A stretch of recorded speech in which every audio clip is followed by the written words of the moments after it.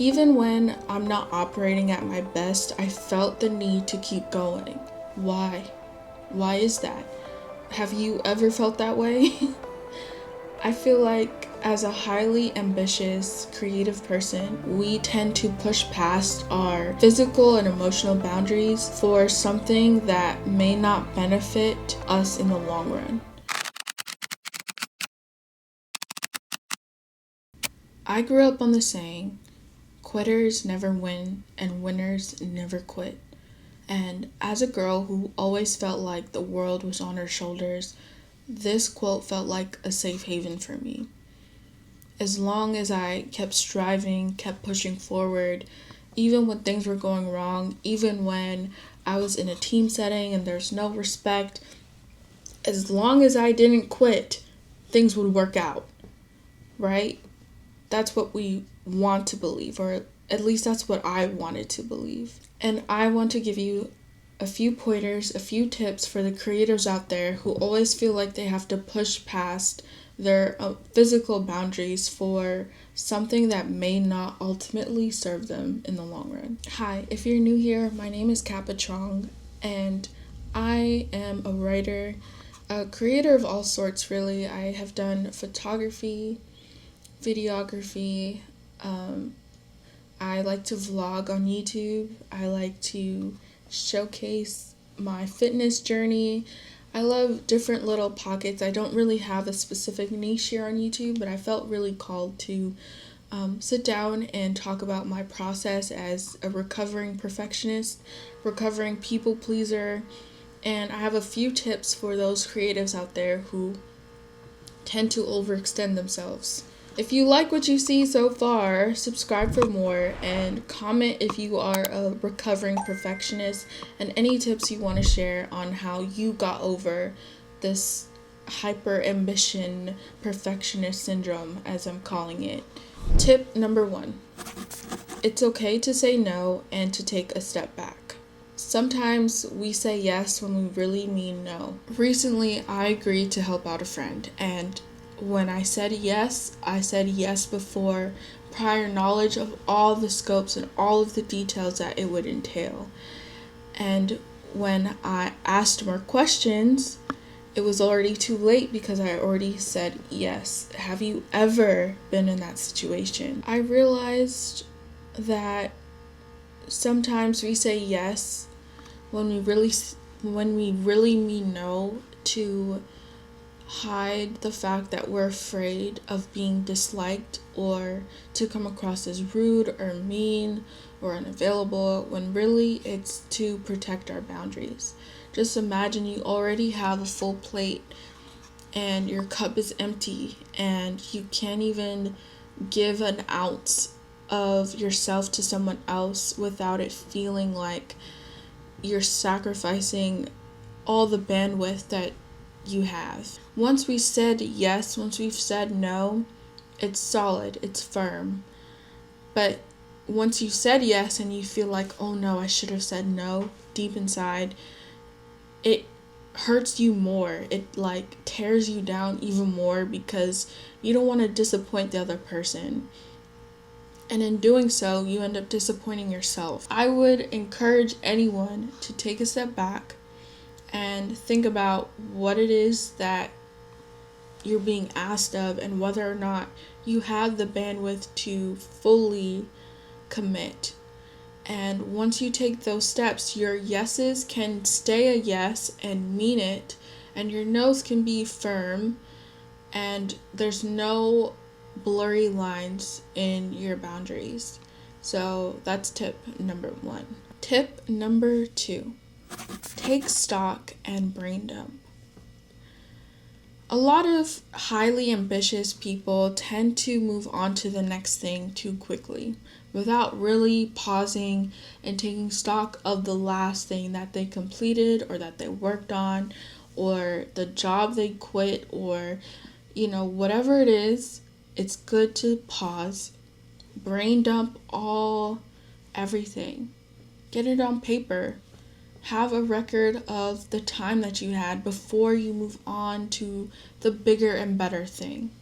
I am a big fan of journaling, and morning pages.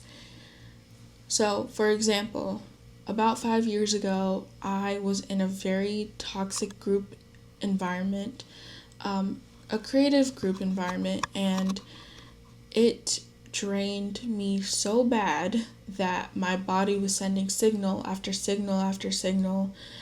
And it wasn't until a very climactic, traumatic event happened that I had the courage to finally say no and to step back and to quit.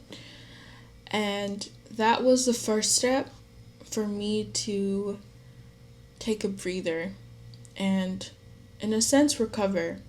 So for the next 6 months, every morning, I got a notebook and a pen and I would just brain dump. And I would write every single thing that happened, all the conversations that kept replaying in my head. I kept a log of everything because it helped me heal throughout the entire process of, did I make the right decision? Should I go back? Should I apologize?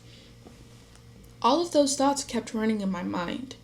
And I would encourage you to take a step back, brain dump, and take stock of where you are in life.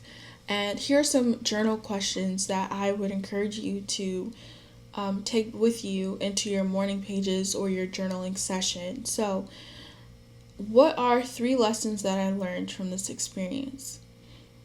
How can I implement the good parts of what I've learned? Am I still bitter about something? Is there something I can do to fix it? If you want to go deeper, I recommend therapy. This is not an ad for any therapy company or anything, but I do recommend therapy as a way to help flesh out any deeper issues that you may have had and to just trust the process. For me, it took 6 months and some change. For you, it may take less, but just trust the process when it comes to taking stock of where you've been and what you've been through, good and bad. Tip number 3, find a different creative outlet. So in this previous example, I was heavily into video and photography and video editing and all the things. And as I was healing and recovering from that experience, I needed a different creative outlet. And so what I did was I painted. And I'm not the best painter. I like to doodle every now and then. I like to put colors on a page. I'm not a painter. I'm not professionally anything in that realm. But I needed it to heal. I needed it as a way to get all of this gunk out. So for you, it might be painting. So you might shift towards knitting, crocheting. Exercise is another great one to get all of this out, all of the gunk out, essentially. And finally, tip number 4, forgiveness and acceptance.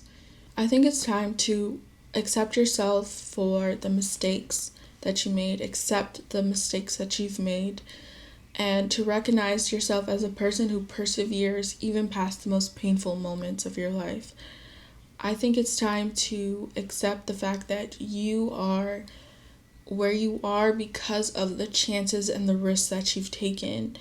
It's time to push past the bitterness and into a place of acceptance.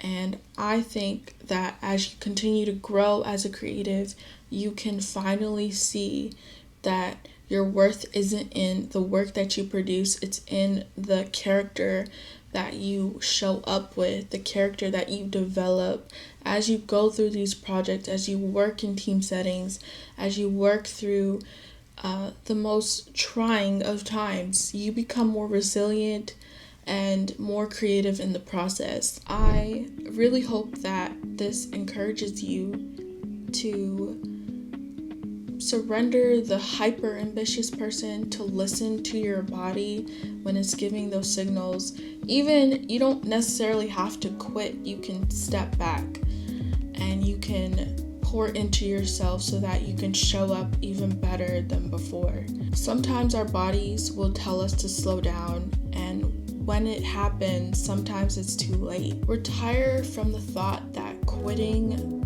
makes you less than who you are. Know when to say no and put your efforts and your creative abilities into your yes. And make sure your yes that you mean it. And I believe that you will protect your energy more and you will create even better and bigger things. Comment down a green heart if you made it to this point. My name is Khat. Subscribe if you want to see more content like this, and I really appreciate you for watching. Peace. Congrats on the most boring day ever.